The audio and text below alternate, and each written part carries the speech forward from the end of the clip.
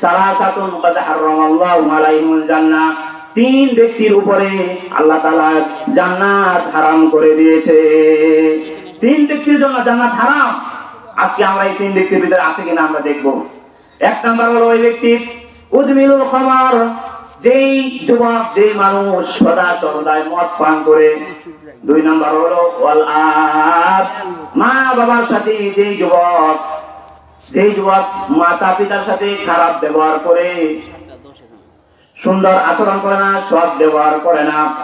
তিন নাম্বার হলো ওই ব্যক্তির জন্য জান্নাত হারাম।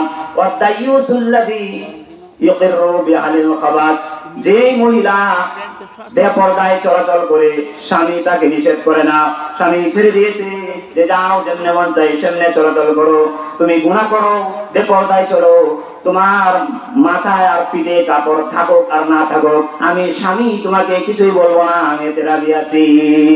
এরপরে তুমি টাকা কামাই করো, ব্যবসা করো, চাকরি করো, বিদেশে যাও, London, America, Malaysia, Kuwait, Iraq, Iran, Dubai, Afghanistan, ফিলিস্তিন, রাশিয়া, তোমরা যেখানে মন চাই চলে যাও, আমি স্বামী কিছু বলবো না, আমি টাকা পাইলেই হয়েছে, আমার হাতে টাকা দিও।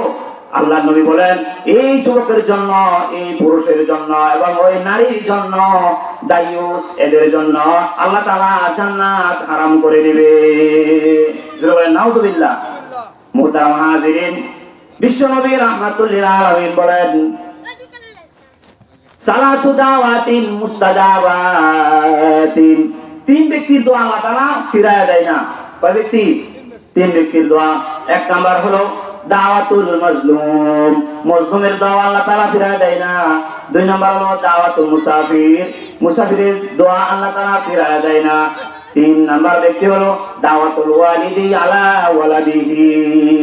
তিরমিজি শরীফের 5 নাম্বার খন্ড 12 নাম্বার হাদিস নবীজি বলেন তিন নাম্বারটা যেটা, সেটা হলো যে মা বাবা যদি দোয়া করে সন্তানের জন্য, সেই দোয়া আল্লাহ তাআলা ফিরায় দেয় না, সেই দোয়া আল্লাহ তাআলা ডাইরেক্ট আল্লাহ পাক রব্বুল আলামিন কবুল করে নেয়। বলেন সুবহানাল্লাহ।